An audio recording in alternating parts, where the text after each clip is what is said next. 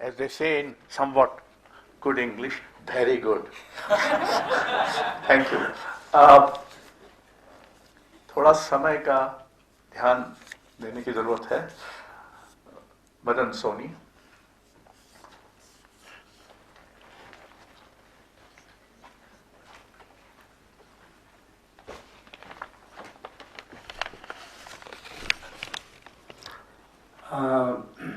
सत्यशील जी ने जितना जीवंत और इतने अंतर्दृष्टिपूर्ण ढंग से अपनी प्रस्तुति की है, उसके बाद आपने जो जिस तरह से बातें की हैं, उनको देखते हुए मैं तो एकदम बेसुरा होने वाला हूँ.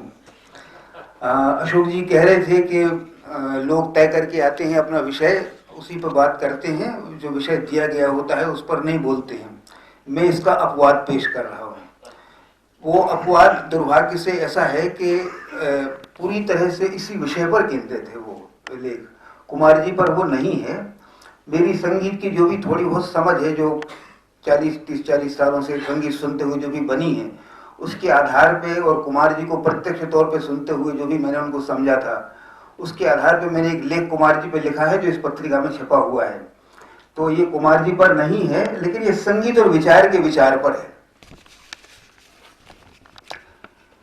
संगीत संभवतः एकमात्र ऐसी कला है जिसका अमूर्तन अमूर्त चित्र और नृत्य से भी ज्यादा अनिरूपणात्मक, नॉन रिप्रेजेंटेशनल होता है. यद्यपि उसके माध्यम यानी स्वरों को हम उनसे इतर अपनी दुनिया में सुन सकते हैं, लेकिन उनके जो विशिष्ट विन्यास संगीत में प्रकट होते हैं वे सर्वथा अपने में प्रतिष्ठित होते हैं. हमारी दुनिया में उनका कोई साम्य दिखाई नहीं देता. संगीत की यह अनिरूपणात्मकता या आत्म प्रतिष्ठिता स्वाभाविक ही हमारी दुनिया के साथ उसके संबंध को समस्यात्मक बनाती है. वह क्या व्यक्त करता है, उसका क्या अर्थ है, जगत और हमारी भावनाओं के साथ उसका क्या संबंध है, जो आनंद वह हमें प्रदान करता है उसका विषय क्या है. संगीत की आत्म प्रतिष्ठिता के चलते इन सारे सवालों के जवाब नकारात्मक रूप में ही उभरते हैं. यानी वह ऐसा कुछ भी व्यक्त नहीं करता या उसमें ऐसा कोई अर्थ नहीं है जिसका संबंध हमारी दुनिया या भावनाओं से जोड़ा जा सके. उससे मिलने वाला आनंद का विषय, उससे मिलने वाले आनंद का विषय वह स्वयं है. यूं तो कला मात्र में, लेकिन विशेष रूप से संगीत में विचार का प्रश्न प्रायः नहीं उठता रहा है. उसमें जो प्रश्न सहज ही उठता है वह भाव का प्रश्न है. संगीत के विचार निरपेक्ष होने की तो शायद कल्पना भी की जा सकती हो, लेकिन उसके भाव निरपेक्ष होने की कल्पना असंभव सी प्रतीत होती है. चूंकि वह हमें आनंदित करता है, हम उसमें स्वाभाविक ही रस की कल्पना करते हैं. लेकिन समस्या तब पैदा होती है जब हम उस भाव के बारे में सोचते हैं जो रस का मूल होता है. इस भाव को संगीत में लोकेट कैसे किया जाए. भाव आलंबन, उद्दीपन आदि जिन अनिवार्य विभावों में रूपायित होता है, चूंकि वे सारे के सारे विभाव जागतिक हैं और संगीत जागतिक वस्तुओं से स्वतंत्र आत्म प्रतिष्ठ है, इसलिए स्वाभाविक ही उसमें वे विभाव गोचर नहीं होते. तब फिर हम उसमें भाव की कल्पना किस आधार पर कर सकते हैं. और क्या हम संगीत सुनते हुए वाकई श्रृंगार, शोक आदि किन्हीं भावों को उस तरह वस्तुनिष्ठ स्तर पर अनुभव करते हैं जिस तरह हम उन्हें मसलन कविता सुनते हुए करते हैं. इस समस्या पर आधुनिक समय में मुकुंद लाट को छोड़कर किसी ने भी कोई गंभीर विचार किया है ऐसा मेरी जानकारी में नहीं है. लेकिन मुकुंद लाट का क्या कहना है, हम उन्हीं को उद्धृत करते हैं.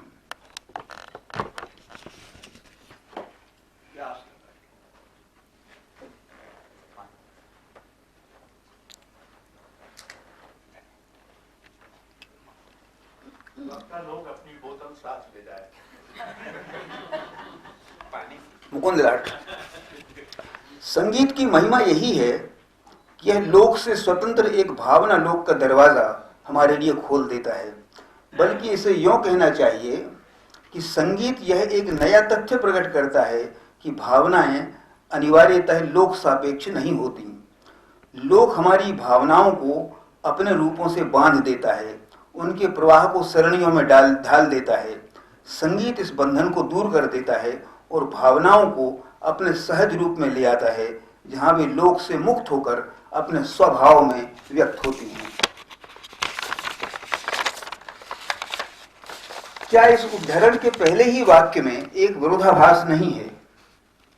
इस वाक्य में उन्होंने जिस लोक शब्द का प्रयोग किया है, उसकी जगह अगर हम भाव और भावना जैसे शब्दों के अनुरोध से भव शब्द का इस्तेमाल करें, जो कि ज्यादा सटीक लगता है, तो यह विरोधाभास बहुत स्पष्ट होकर उभरता है।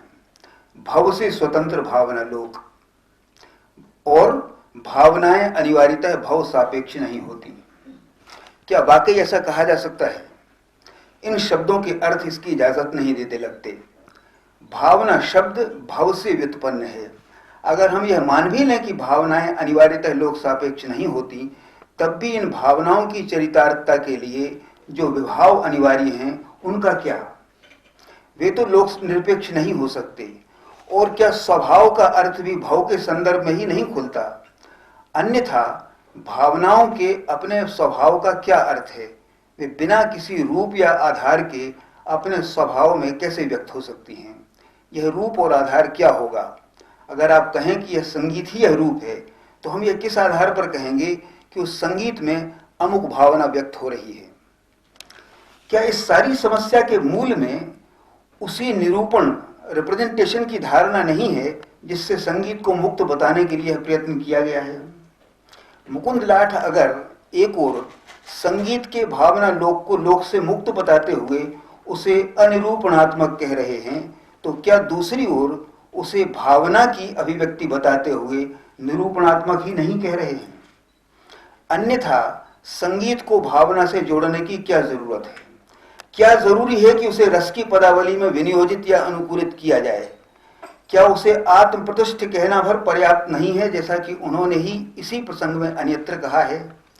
यह निरूपणात्मकता दरअसल भाषा का आत्यंतिक गुण है, और हमारी चेतना भाषा से इस कदर आक्रांत है कि हम उससे परे कुछ भी नहीं सोच पाते।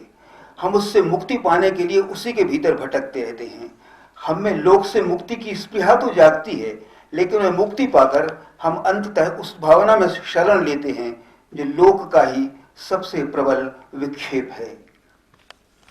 क्या वस्तु स्थिति यही प्रतीत नहीं होती कि संगीत कुछ भी व्यक्त नहीं करता, वह स्वयं व्यक्त होता है? वह एक तरह से कुछ भी व्यक्त करने की विवशता का परिहार है। वह भाषा से और इस तरह भावना लोक से मनुष्य की मुक्ति है, उस मनुष्य की जो संगीत रचता है और उसकी भी जो उसे सुनता है। वह स्वरों के अलौकिक विन्यासों के माध्यम से एक ऐसी अलौकिक स्पेस की सृष्टि करता है जो हमारी दुनिया से स्वतंत्र और स्वायत्त है।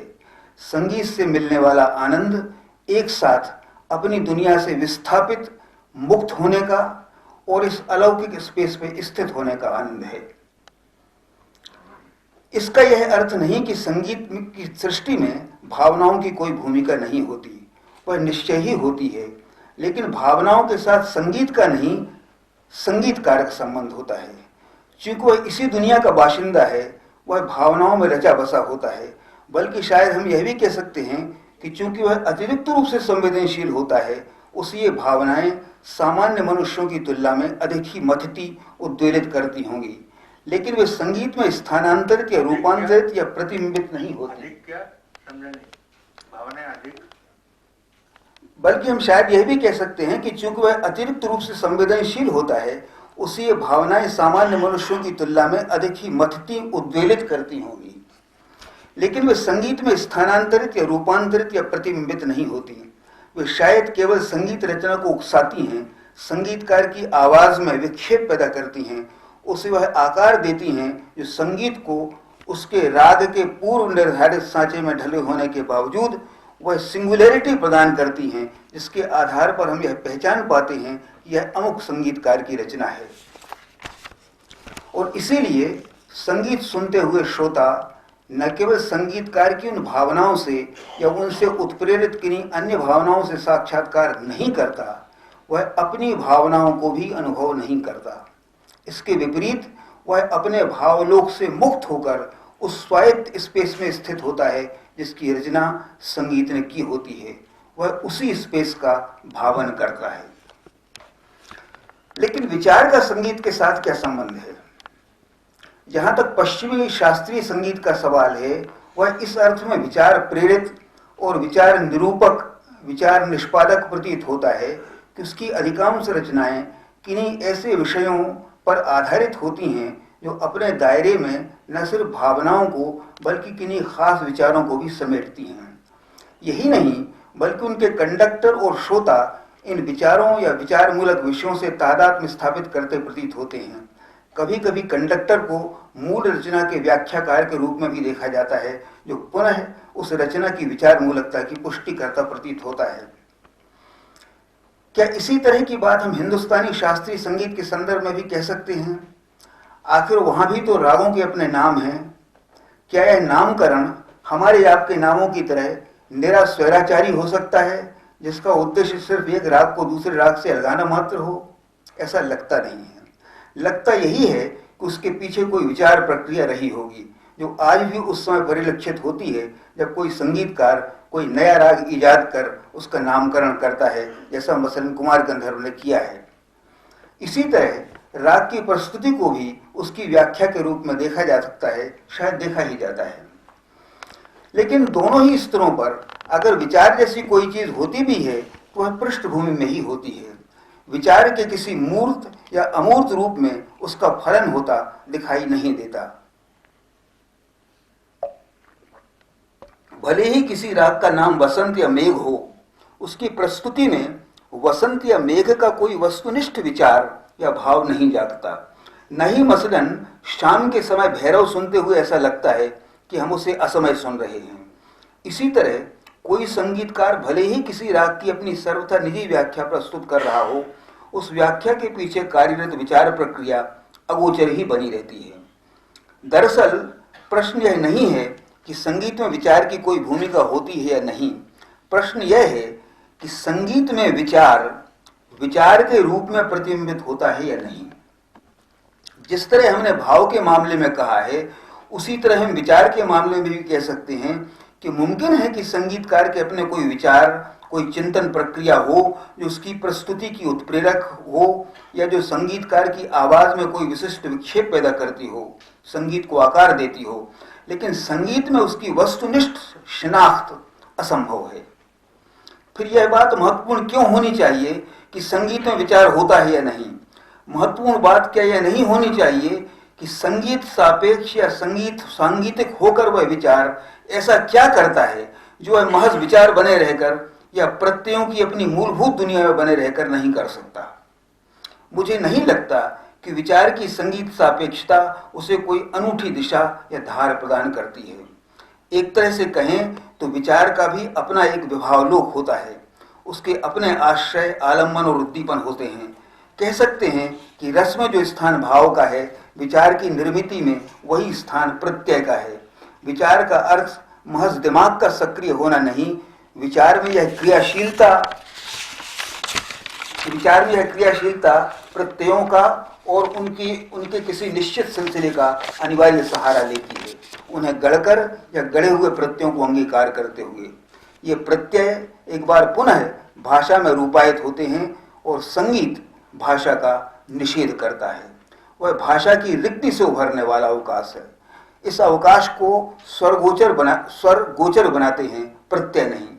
दूसरे बुद्धिनिष्ठ विचार तद विवेक की ओर ले जाता है, उसमें तटस्थता होती है, जबकि संगीत हमें तन्मय बनाता है, लिप्त करता है। संगीत सुनते हुए हम आह या वाह करते हैं, सोचने नहीं लगते, और अगर सोचने लग जाएं तो हमारा ध्यान और अंततः आनंद भंग होता है। विचार का परिपाक या फलन तो किसी अन्य विचार में होता है या फिर कर्म में, और दोनों ही स्थितियों में इस अन्य विचार या कर्म के साथ पूर्व विचार का कारण कार्य संबंध स्पष्ट गोचर होता है।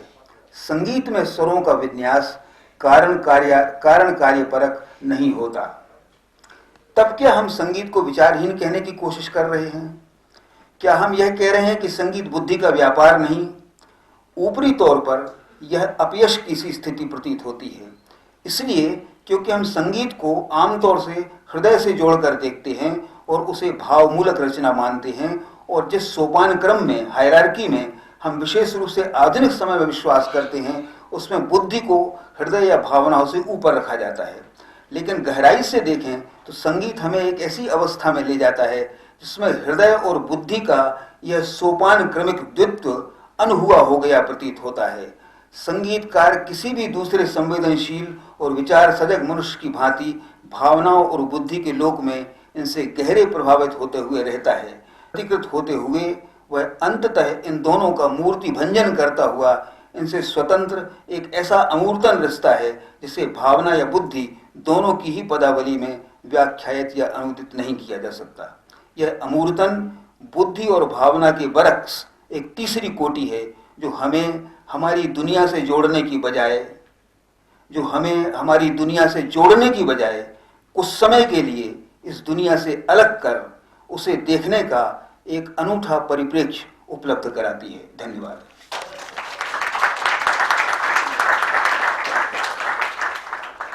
Arun, Khopkar.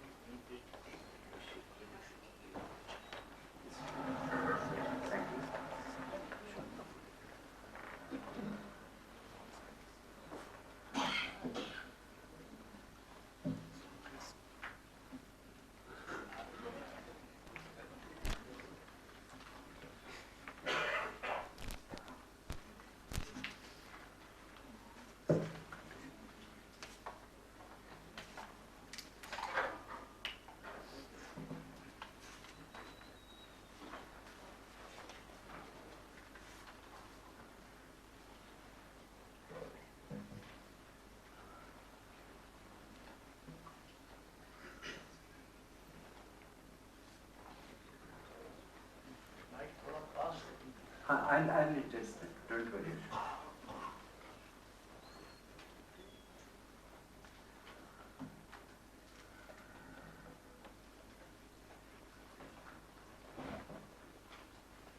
Hello? Am I heard till the last row? Yeah? Okay, thank you. I have known Ashok for over 50 years and I know what a strict ringmaster he is. So I've started my own stopwatch. Lest he threaten me with something. I would like to restrict myself to just one composition of Kumar Gandharva. It is Geet Varsha, which I had heard in the year 1966. And it was a 3-hour program in the Bhulabhai Desai Institute of Bombay. And I was absolutely spellbound. It was the first program of Kumarji that I had heard, first live concert. And I think we are in 2023. And I have heard this program for about at least 100 times in the intervening years. And its magic has not diminished at all, but with each listening, there is something new that I find. So, I've been thinking about what kind of program was it? Because it was a kind of composition the like of which was not heard from an art musician at all before Kumarji. Was it folk music? Was it art music? Was it, what was it? Or was it just something where the words assumed a form of emotion so immediately? And I have been thinking about it for a long time, and when I got this invitation to participate in this seminar, these are the volumes of Swaramudranu, so I have a good founding for my thoughts. So, what I am going to present to you is actually something that I have thought of very recently, because it is based on some material which I have had once, but it's not available any longer. And it was a libretto that was a book of the text of the 30 songs which Kumarji had sung for Geet Varsha and which were distributed at the time of the program, but which seemed to have vanished without leaving any trace, and Neela gave me one copy that was with her. And this copy, when I started reading it, I was completely stunned, because everything about the structure of that program was written by Kumarji in such simple, non-technical words that when you read it once, you think it is something that he has just spontaneously written, and it is so precise and condensed. But when you look at each of the lines, each word, something completely new is discovered. So when I'm speaking, I would like you to note that if I'm using Hindi, then those are Kumarji's words. And if I'm using English, that's my own inadequate language used to comment upon what he said. So this small libretto, he begins by saying that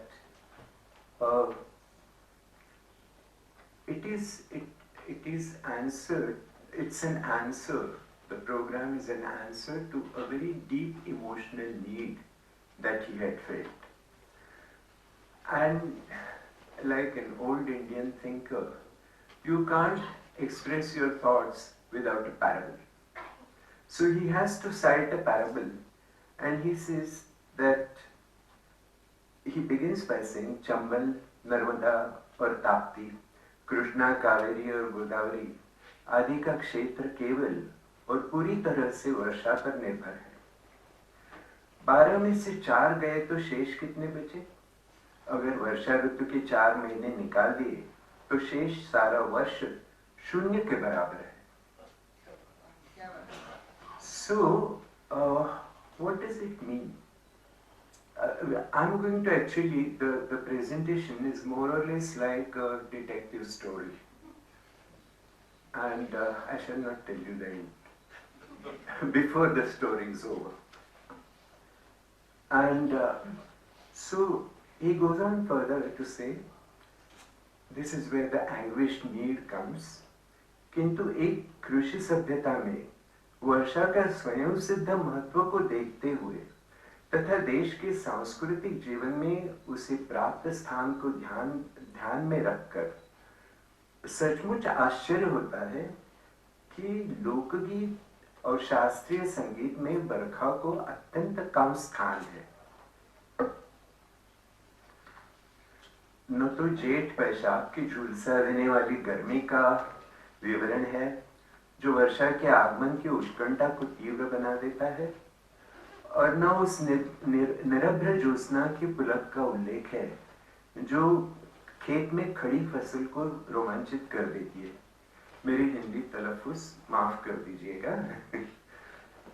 Kumarji must have spent years collecting these songs of Geeta Varsha and distilling them again and again to finally produce Geeta Varsha, the small bottle that contained this itra with petrichor or mrudganda as its base note that stays under all the fragrances. This is what विभिन्न लोकगीतों, धुनों, रागों तथा रचनाओं के संकलन के द्वारा समूचे पावस ऋतु तथा उस ऋतु में जागने वाली भावनाओं का एक पूर्ण चित्र प्रस्तुत करने की कोशिश है। अलग अलग रंग की और ढंग की, भिन्न भिन्न ताल और चाल की ये बंदिशें 30 बंदिशों के संकलन की विशेषता है कि समूचा आयोजन संगीत की एक महफिल जैसा प्रतीत होता है, बल्कि एक महफिल ही है. The monsoon Kumarji wanted to depict has 4 months: Jyeshtha, Ashadh, Shravan, Bhadrapad. Now, what he does is he divides the program into 3 parts, not 4. So, for a phenomena, he wants it to convey a feeling of totality, completeness. And for a phenomena to be felt as a complete, in its completeness, you must experience its absence, its growth, and its exit. So these are the 3 phases of life of every phenomenon. So if he had started collecting the songs according to 4 months, this would not have happened. So in order that you arrive at the totality, you need these 3 phases which he has used. And how he has used them? It's so beautiful. He has given them names like Bauchar, Jhadi and Fuhare. And they convey the 3 bhangimas of monsoon. Now let us see the division. Bauchar was Jyeshtha and Ashadh and had 9 songs. Gita Varsha opened with Jyeshtha and its unbearable heat, stillness of air, parched throats and dry mouths of humans and animals, and left with the joy of the fleecy and newborn clouds and the light showers as Ashadh appeared. Jhadi is Ashadh and Shravan with 9 songs. As Ashadh is so important in the growth and power of monsoon, Kumarji uses it twice. It is in the first half and again in the second half. Combined with Shravan, it is monsoon with all its sound and fury, celebrated in Geet Varsha with 3 successive exhilarating songs. Ghanagaraje Barkhai, Bolane Lagi Papyehrari, and Megha Ko Rutu Aure Piya. Ayore Piya. Mita. Ayore Mita, sorry, उसमें पिया लिखा था. Fuhare, the concluding part of Gita Varsha, depicts Bhadrapad and Ashwin with 12 songs. Just as time is marked by the seasons of lunar calendar, its milestones are celebrated with festivities and mythical events. The lunar calendar presumes the birth of Lord Krishna. Now the Krishna is probably the only god whose name has the color of monsoon. And it's the only god in the world, I think, whose name is a color. So, whose very name spells the color of monsoon is supposed to have been born in Gokulashtami in Bhadrapad, and Ganesh Chaturthi is also in Bhadrapad. So you see, we have the cycle of time, lunar cycle, as well as the cycle of mythic time is involved so casually that he doesn't even speak about this. Because I think, like the iceberg, you see only the 1/9. The 9/10 that is hidden is what we are trying to now get the contours of.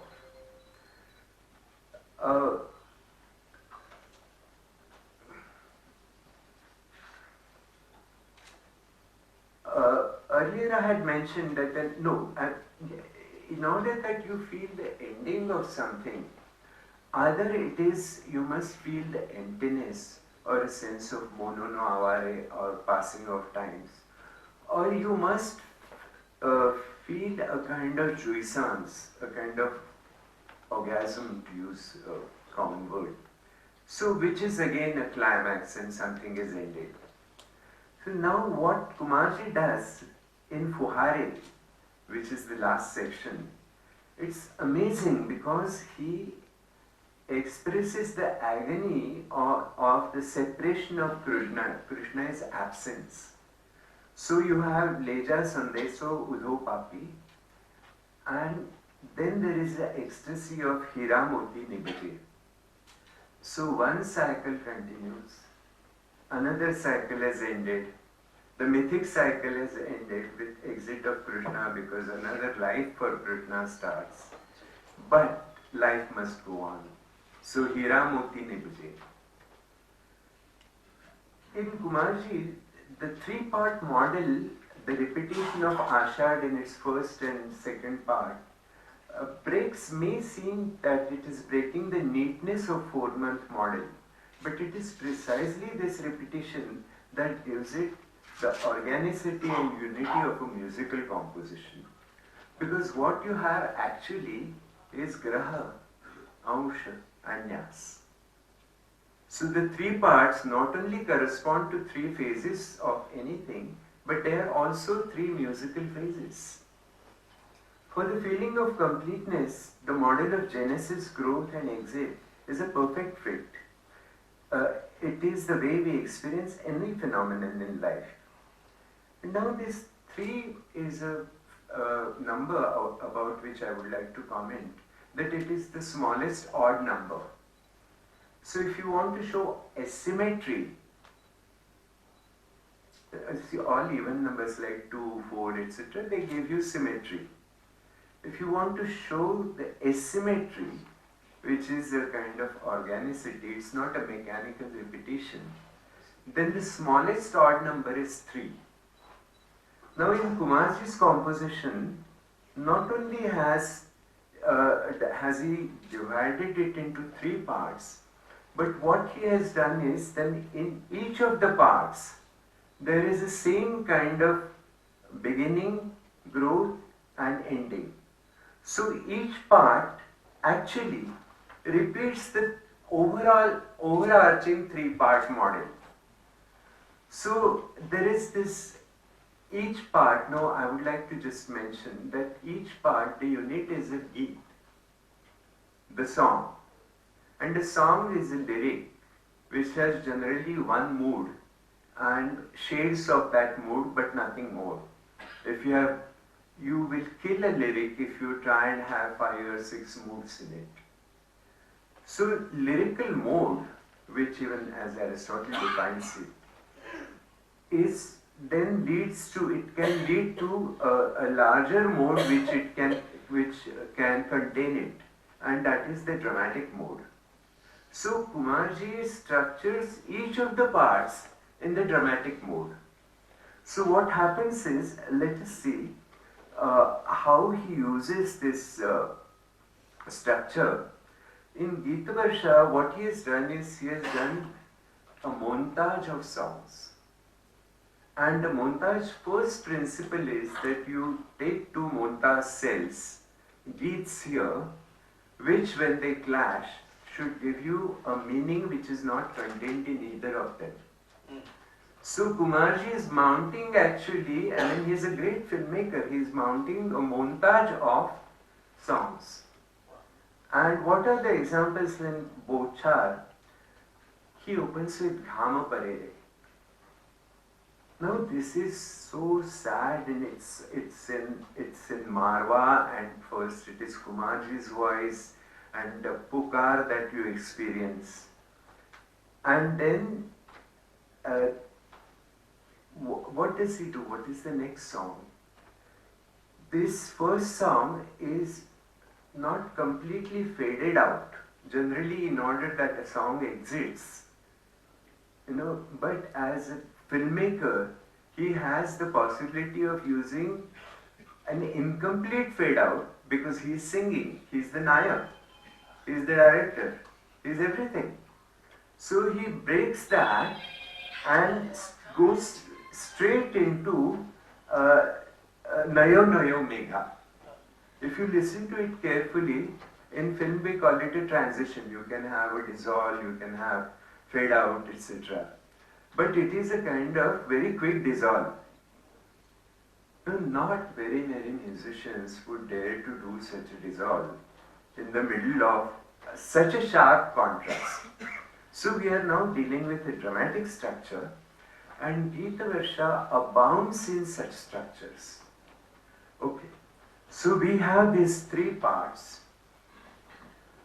We have the overall unity, and each of the parts, as I said, has the model of entry, growth and exit. But in order that the three parts form a unity, they must resemble each other also. Just as, they must contrast to give you three parts, they must resemble also.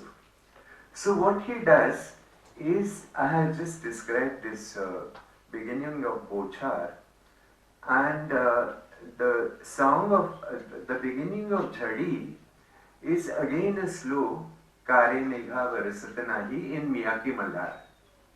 And you can't have for the middle section a more expansive rag to open up. And then what does he do with this? This rag is so expansive that you can't suddenly break in to something which is like the first break from Marwa to the Sorat Desh. So what he does there, he puts a kind of neutral Baramasa in between Padharo Prabhu, Lago Savana Mas Padharo Prabhu Pranaya. So by putting it in the middle, he has now created you for this Chandrasakhi bhajan, Ruta Ai Bole Murare. And it comes with, after you feel the expansive space. So he does that.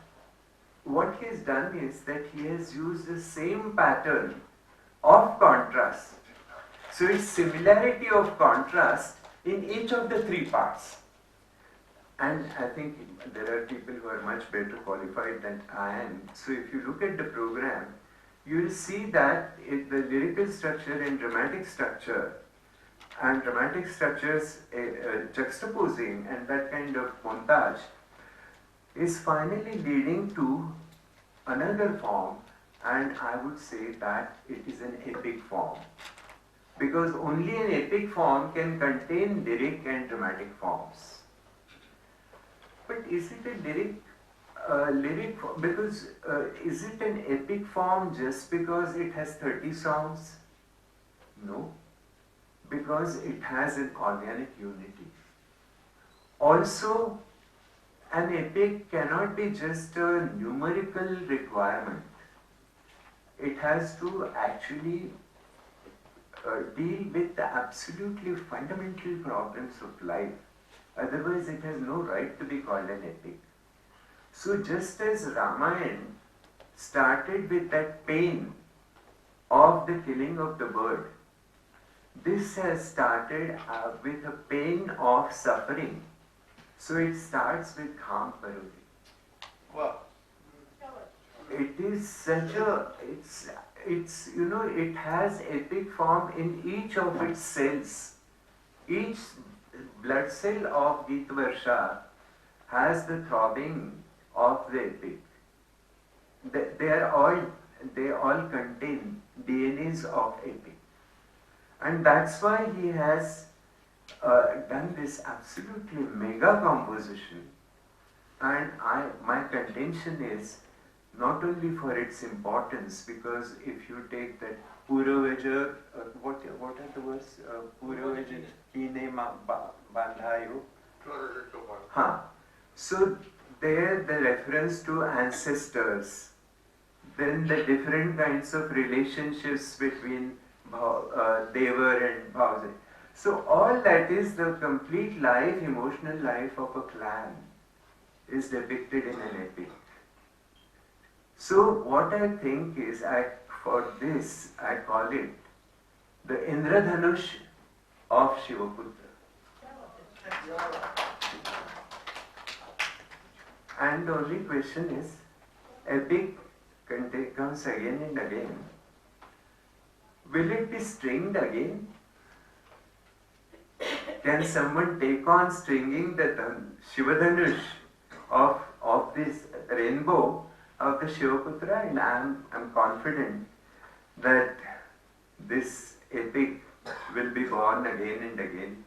And thank you very much for a patient listening.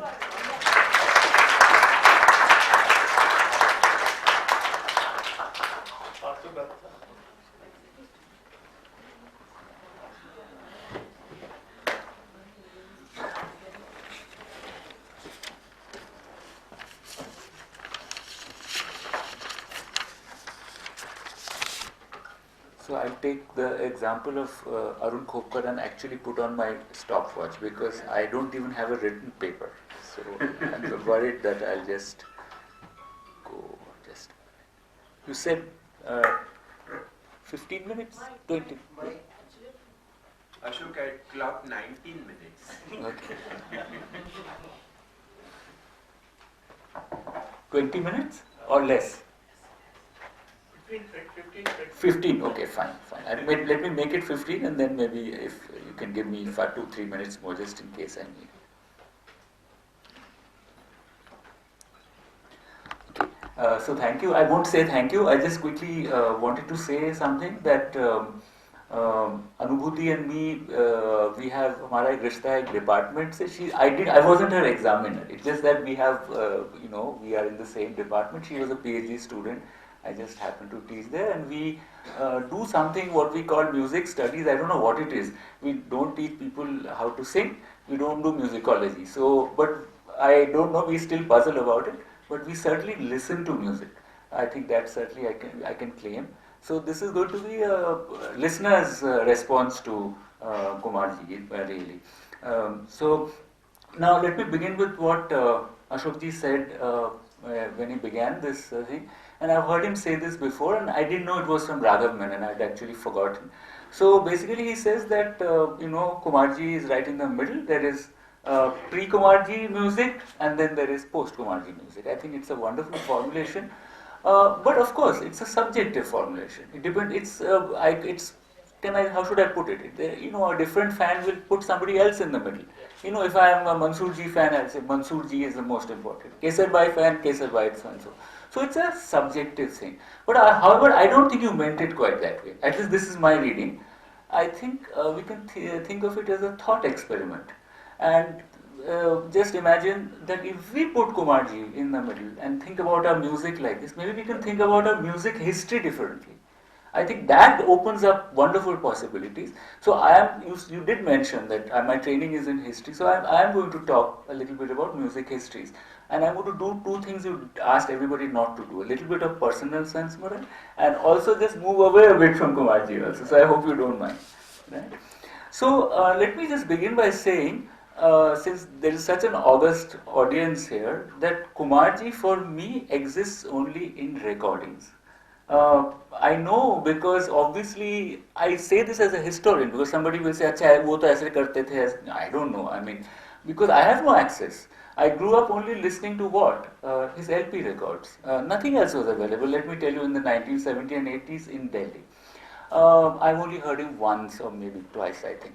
And then, if you remember, I have to share this because with great excitement, music took 4 volumes of his, remember? And it's interesting because these are different phases of Kumarji, at least as one could see it. Whether they were chronological phases or not, I don't know. Right? So the music today recordings of, say, Malko, Shri, Himpalas, I've forgotten the other rag, Hamir, Chameli Puri Champa. It's a different kind of Kumarji from the one which you see in his LPs. And I have a personal sort of how should I put it? My relationship to those LPs are very deep. I find that Kumarji the most important, most accomplished Kumarji. And later when I was reading Vaman Deshpande's long and lovely essay, V.S. Deshpande actually says 1965 when he publishes Anuprak Vilas, and then post that was his most creative period. This is the time when these LPs also come out. I think 1967, 70, 71, I was trying to look out. And the LP which I absolutely have listened to, I don't know how many, 1,000 times, this wonderful cycle of ragas, which is, it's Kalyan, then Kalyan Shri, Shri Kalyan, and then Puryadhana Shri, and then Gauri Vasant, and then that lovely Soni, Rangna Dalo Shamji. I mean, just absolutely out of the world. And so the reason I'm telling you this is that when I listened to that, I wanted to understand it. I said, what is Kumarji really trying to do? Is he trying to say something? Because the cycle of ragas, which are obviously, the Paraspar ke rag hain. and maybe he's trying to tell us something about this music.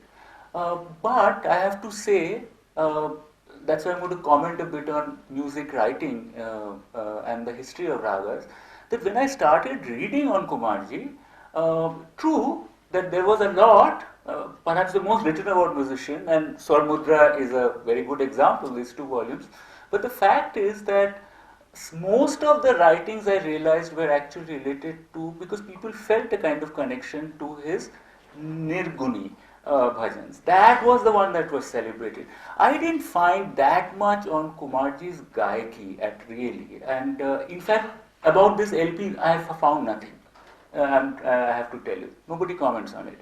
I think that was Kumarji's most amazing offering. It was like publishing a book, he was trying to say something. And then subsequently another LP which I read and I absolutely love, which is the first LP of Bal Gandharva, Maja Maja Lele Bal Gandharva, right? And all those wonderful songs there. So what can we, so what I did, I started looking up, and of course there are some essays, and so I will pick up the thread from what Anubhuti was saying, which is that, so there is Chetan Karnani's essay, very critical, then there is Vaman Hari Deshpande's long essay, very interesting, because I'll just talk about it for a minute or two, because he seems to be appreciating Kumar Gandharva, but not quite agreeing with him. And it's a long essay, it's 60 pages, it just keeps going on. And then I read a very interesting essay by Ashok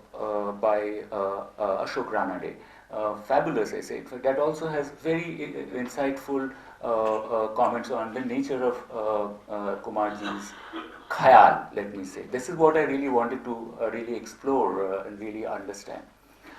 Now I'm just going to do some personal reminiscing, because I want to make a point, which is that at the time I was listening to Kumarji, I was also listening to Mallikarjun Mansur.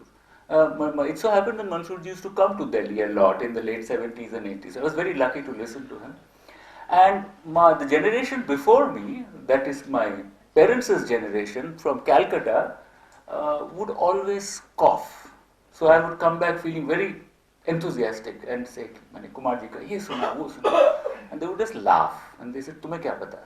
And then they would say things like कि तुम्हारा मंसूर जी बिहार गाता है, बागेश्वरी गाता है, दरबारी गाता है, and then would come the punchline कि मारवा गाता है, and clearly they were thinking of these ragas sung by somebody else. I know what they meant. They actually meant Amir Khan, and that kind of singing. And it is true that the phase in which I heard Mansoor ji, he didn't sing these rags. So I used to always worry. I said, "Ye kya hai? What is it?" And their thing was कि नहीं ये नहीं चल रहा. So I tried to make a link, and then I met some other people who know music. So for instance, Vidyadhar would tell me कि तुम्हें किराना समझना है तो पूरिया कल्याण सुनो ध्यान से. Then you will to understand what the Kirana people really try to do. I remember meeting my friend Kalidas, and he said, you want to understand Agra, you have to understand Jhinjhoti, because Agra has a special connection with Jhinjhoti. I remember going to meet Sumati Mutatkar ji. I had the temerity to just land up in her house, and I said, मुझे आगरा के बारे में बताइए, and she said, Agra, हमारे आगरा की खासियत है जोड़ राग. I was completely surprised. I thought she would say हम मर्दानगी गाते हैं और हम नोम तोम करते हैं. Nothing, not of that sort. So what do we make of this really? So I got a sense, I don't know, I'm just placing this, that there is the raga and the gayaki are closely connected in our performance practice. And not only that, I'm going to say that I think raga, gayaki and khayal. So there is the nature of khayal is also intrinsically linked in the way we think about ragas. So that's why this question कि वो बिहार गाते हैं, वो बागेश्वरी गा सकते हैं, वगैरह वगैरह, etc. Now look at Kumarji. I mean, that's what now I come to Kumarji again. So fascinating. For years I was desperate to listen to Thumri Tarana Tappa. पर मिलता ही नहीं था, कोई देता ही नहीं था. ना अब तो YouTube में है. So great democratization influence, मिलता ही नहीं था. Finally कहीं से पुणे से मुझे कुछ किसी ने दिया, कहीं से CD. सुनना है मुझे सुनना है. And then he begins, you listen to it, it's there in YouTube now. he begins by saying मैं ये पेश कर रहा हूँ और जो ठुमरी है वो मध्यलय है और जो तराना है और जो टप्पा है उसको मैं द्रुत मानता हूँ. He has already formulated a kind of khayal. You listen to it, it's so wonderful. I mean that Deshpande Nanora Samvadi or his wonderful reinterpretation of Chab Dikhla Jaye in a complete tapang, which you can see. So this is, so what I'm trying to say is that Kumarji was thinking about a different history of khayal. He was connecting to another strain of khayal, which for some reason, for whatever reason, seems to have become less popular. I would say that the idea of khayal that we have now as history in a historical sense is what I would call the khayal, for want of a better word, a kind of consensual khayal, which is that wo khayal hai, uska bada khayal hoga, it has to be sung with a certain lay, it must have, as Satyasheel ji was saying that, you know, and even Anubhuti was saying that it must have certain kind of architecture, certain kind of structure, that, you know, it must slowly sort of, you know, go step by step, what Chetan Karnani calls gestalt, and so on and so forth. So, but really, that all I can say is that's just one kind of khayal. The history of khayal tells us something else. I will be surprised. And I just want to briefly, before I end, just tell you a little bit about the history of khayal. I think we really need to know about, need to think about it. जो हमारे khayal की जो histories जो लिखे जाते हैं, I'm sorry to say, but they are very, very घिसे पिटे. I'm quite tired of reading them. वही पुरानी कहानियाँ और ये वो और वो. तीन चीजें मैं आपको बताता हूँ उसमें.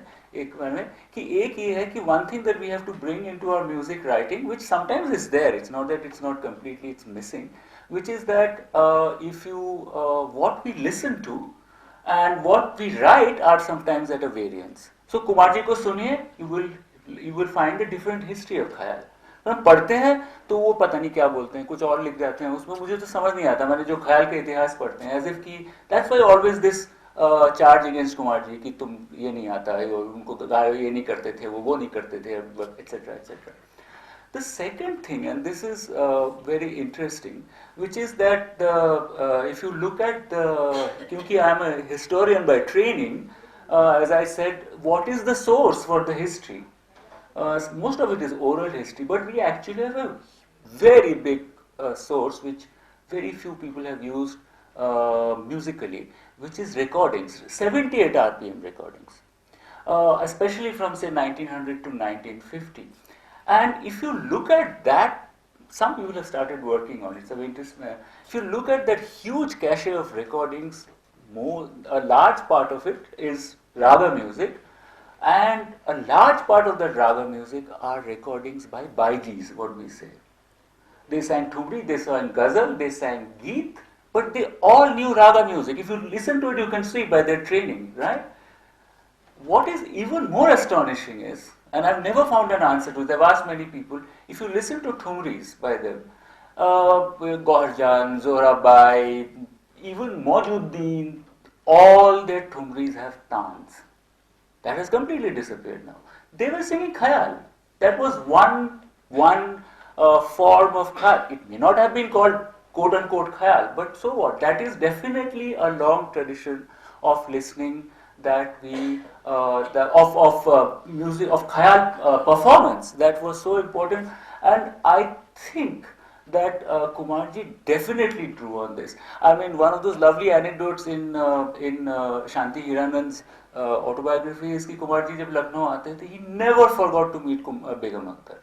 So this connection, I don't know, there must be many other anecdotal histories that really sort of come out of it. Now, quickly to just sort of wind up, my 15 minutes are over. So I just want to say that So the important thing that I was just putting forward is that let us rethink the history of khayal if we really want to understand Kumarji historically. I think this is very important. Instead of saying कि वो ये नहीं करते थे, वो नहीं करते थे, बड़ा ख्याल नहीं करते थे. And the second thing is, usually, people make comments like कि कुमार जी जो थे वो avant-garde थे, radical थे, वो उन्होंने परंपरा को नया कुछ मोड़ दे दिया. I don't know what all these things mean, because the fact is that nobody ever asks, nobody ever sort of probes what parampara in music means, what modern in music means. We don't know. We just, as she was saying, we use it in a very descriptive way, right? And if at all we have to think about it, then we have to really think about how, कि मैं ये कहूँगा कि Kumar ji instead उन्होंने परंपरा को तोड़ा नहीं, वो अपने आप को बराबर जोड़ते रहे. और अगर आप अनुप्राग विलास को भी देखें, and I'll just end here, तो it's actually a tribute to भाटखंडे. That whole project जो भाटखंडे का था, जिसके ऊपर there are some very interesting writings now, कि वो पूरा संगीत को रिफॉर्म करेंगे और उसके बाद पूरे एक बंदिशों का कलेक्शन पेश करेंगे. And I think that was very much part of Kumar ji's enterprise. He also interestingly, of course, took forward the Paluskar tradition, which is that he connected to Bhakti Sangeet in his own way. I'll just stop here.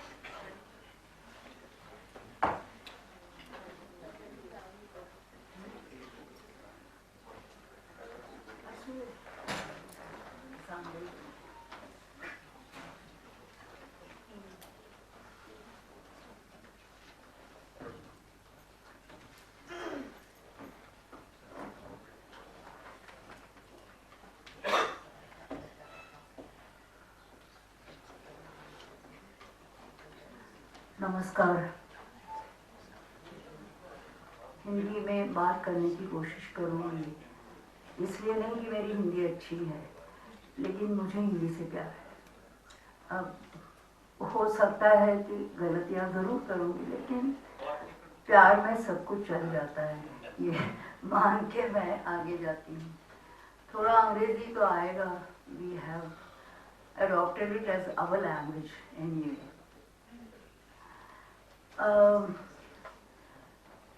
I am a student of Sharat Chandra Avolkar Bua of the Gwalior Gharana, who was a student of Krishnarao Shankar Pandit. I also learned from Charles Sahib Balapuria, who also was a student of Eknath Ji, Eknath Pandit and others. But I must say that I was listening to all other musicians, and I allowed myself to be influenced by their ideas. I think foremost was Kumarji. Of the other influences, well, Begum Akhtar I have heard so much. I couldn't help being influenced by her voice and her projection and the mood with which she used to sing. लेकिन कुमार जी को हम जब से सुनते आए हैं, लगा कि इनकी जो स्वतंत्रता है वो कुछ अलग बात है. बहुत से क्लासिकल म्यूजिशियंस अपने पीठ पर एक बैकपैक लगा के चलते रहते हैं, ये बंदिशें हैं, ये है, वो है. वो सब मुझे उनसे भी बहुत प्यार है, लेकिन उनकी जो एक रोमांटिक, मैं कहूँगी रोमांटिक एटीट्यूड थी, जो मुझे बहुत अच्छी लगी. और मतलब अच्छी लगी का सवाल ही नहीं. I was a part of that stream of becoming classical and romantic. I grew in that atmosphere. So I was listening to his classical at the same time his Kabir songs, And the topic that I have taken today is the influence of Kabir on Kumarji. Kumarji's Kabir, I found it emotionally very, very intense and very effective, and it touched me always. But I always felt that the light is very dim. There is not enough light in the atmosphere that his Kabir is creating. And there is some kind of depression at the basis of the Kabir that he is singing. And why is that so? Is Kabir like that? Somehow I came in touch with Kabir's songs through Anand Patwardhan. I sang for his film Ram Ke Naam, and I sang Sadho Dekho Jag Gaurana. तो मुझे लगा कि भाई ये तो कबीर की बातें सब हम जो आंदोलनों में काम करते हैं उनके लिए बहुत ही हम उसका उपयोग करेंगे, बोलेंगे, लोगों को बताएंगे, बस ये है भाई, सुन लो इसको। और कुमार जी का कबीर कुछ अलग है, ये कबीर कुछ अलग है, तो कबीर पढ़ें क्यों, ना पढ़े क्यों, अभी पढ़ना ही चाहिए। तो मैंने हजारी प्रसाद द्विवेदी की किताब ली। पहले सरदार जाफरी ने एक एडिट किया हुआ बहुत सुंदर किताब है वो भी मैंने पढ़ी, जहाँ पे मतलब दिया गया है, तो थोड़ी मेरे लिए थोड़ी वो सहूलत हो गई।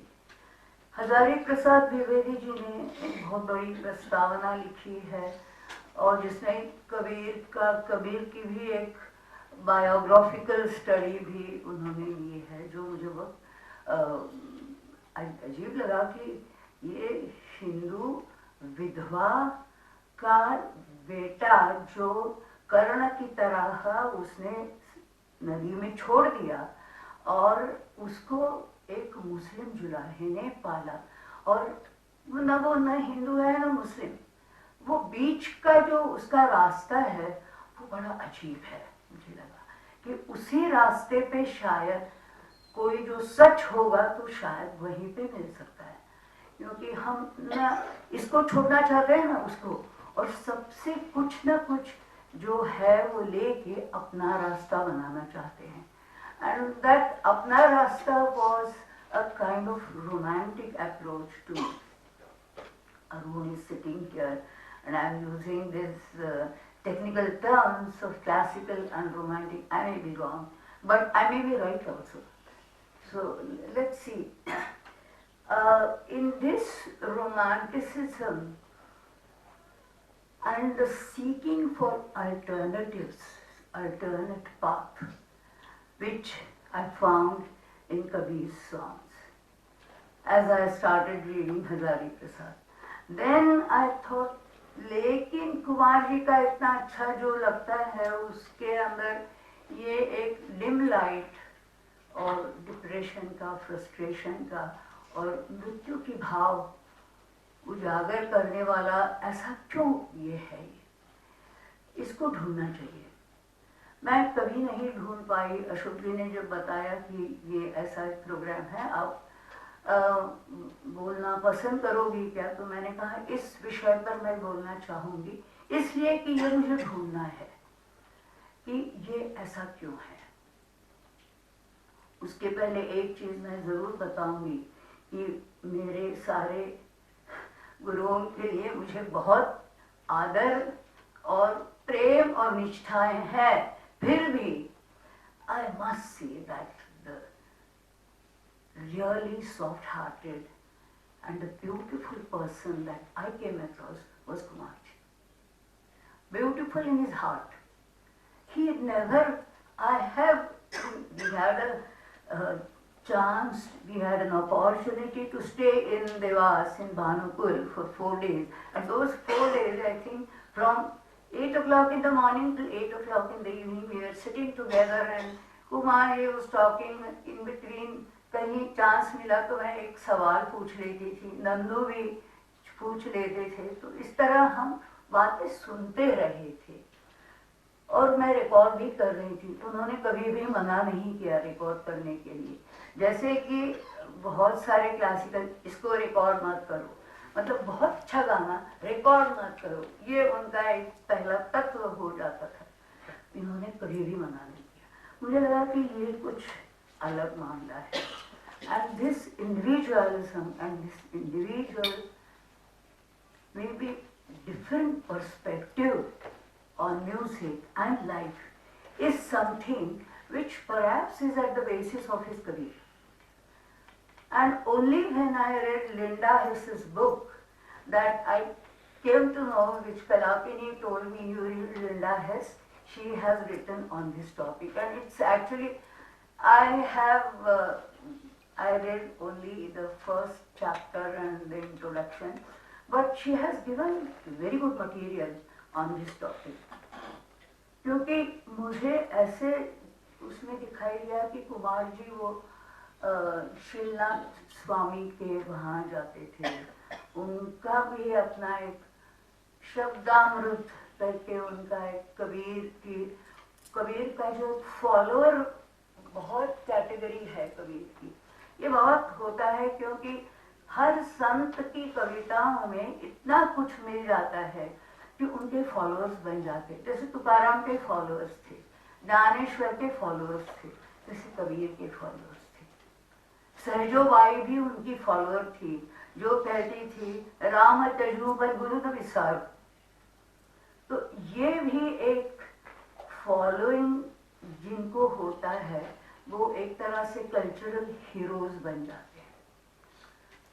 तो 15वीं या 14वीं 1499 Kabir was born, and then he lived in the 15th and 16th century. So उन दिनों में कबीर ने जिनको कुछ सुनाया होगा, उनके साथ जिन्होंने सुना होगा कबीर की कविताएं, लेकिन उसके बाद काफी कुछ हुआ होगा ऐसा लगता है।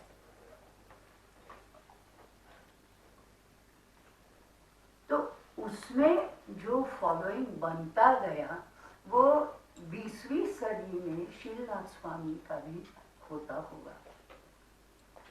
वो कुछ 1921 में वो गुजर गए, मतलब उसके पहले उन्होंने अपनी सारी कविताएं लिखी है। तो ये कुमार जी ने पढ़ा था और वो उनको बहुत अपील किया, इसलिए उन्होंने काफ़ी कुछ उसी में से लेके अपनी कबीर की जो उनके गाने थे, सॉन्ग को गाना भी कह सकते हैं, ऐसा मुझे लगा कि वो गाने उन्होंने उसमें से बांधे हैं, जिसमें उनकी कविताओं में सोशल क्रिटिसिज्म भी था, जो शायद कुमार जी को ज़्यादा उसका अपील नहीं रहा। इसलिए उन्होंने अपना एक जो एजेंडा था वो उन्होंने चुन लिया कि उनको इंटरेस्ट था डेप्थ, योगिक अनुभूति और एम्प्टीनेस। इन 3 विषयों में उनको रुचि थी।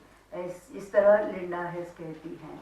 जो शीलनाथ स्वामी was also interested in social criticism, and he had something like Kabir, साधो देखो जग बौराना, साधो एक रूप सब माही। इस तरह की कविताएं शीलनाथ स्वामी जी ने भी लिखी हैं, कुमार जी ने वो चूज नहीं की। उन्होंने ये इन 3 विषयों को चूज किया। अब एम्प्टीनेस का एक जो अनुभव सब लोग बताते हैं कि जिसमें एक शून्यवाद रहता है, एक कुछ भी लगता नहीं है। But I mean for me emptiness is something which is depression, which is frustration, and whether you accept it or not, there are so many things in life which are a part of that area of grief that you have in your heart. Kumarji must be having that, and that unconsciously he must have been expressing them, and but that was fantastic, and that was because it is to touch the heart. That was there. And that led to emptiness, or what was it that Linda Hess likes, and even I was very much impacted by that. I felt that that emptiness cannot be just shunya or nothingness, which is also death. Nothingness also means you don't feel anything. I mean, nothing that you feel. ना कुछ सुख है, ना दुख है, ना इधर है, ना उधर है. ऐसी कोई एक बीच की अवस्था हो सकती है ये. लेकिन फिर मुझे ऐसे याद आया कि emptiness is also a very big social phenomenon, which, I mean, Kumarji didn't feel like touching upon that because his personal experience was so overpowering that he didn't feel like looking at that. Perhaps, who knows? But I felt that Linda Hess is talking of emptiness, which is beautiful, peaceful and lovely, and I couldn't see that. I thought of the emptiness in the mind of the migrant labor. I thought of the emptiness in the dying farmers.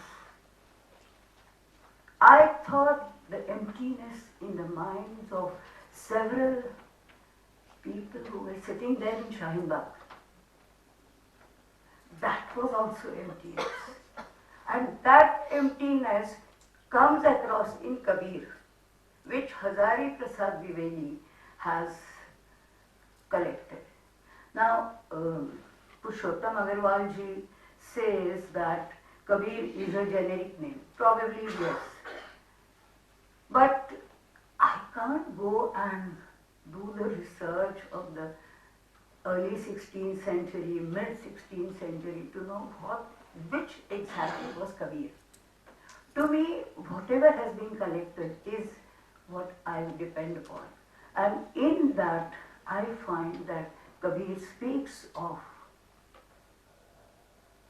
equality, fraternity, and liberty.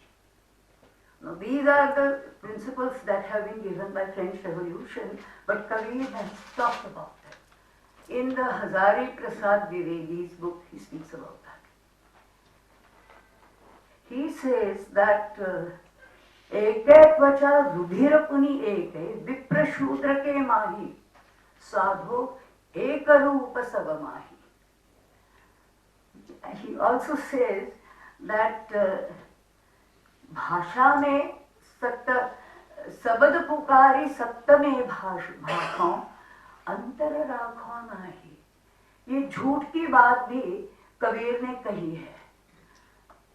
He also says that Hindu कहत है राम हमारा मुसलमान रहवाना, आपस में वो लड़े मरत हैं मर्म कोई नहीं जाना. अब ये जो मर्म की बात कबीर कहता है, जो मुझे लगता है कि दिन ब दिन हम उसी मर्म को जानने के लिए बहुत उत्सुक हो जाते हैं और लगता है कि उसी को हमें अभी सबके साथ एक बांटना चाहिए, उस अनुभव को, और एक जागृति पैदा करनी चाहिए कि अरे भाई ये है, देखो तो सही क्या है.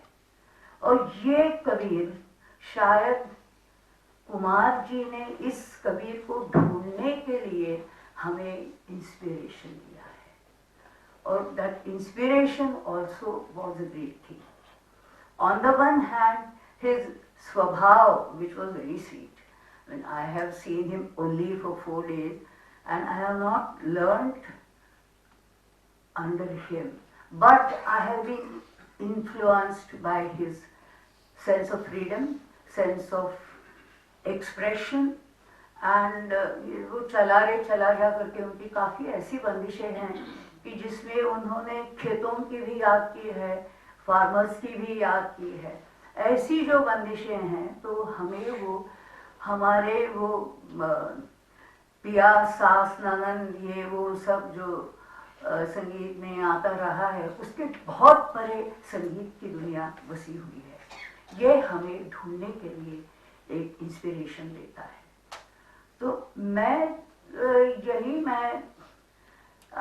सोचूंगी कि कुमार जी ने हमें कबीर की एक इंट्रोडक्शन दी है, जिसकी एक बहुत बड़ी भावनिकता उन कबीर के अंदर है, कुमार जी के अंदर है, जो एक इंटेंसिटी ऑफ इमोशंस, वो हमें उसको ढूंढना चाहिए कि हमारे अंदर वो क्या है।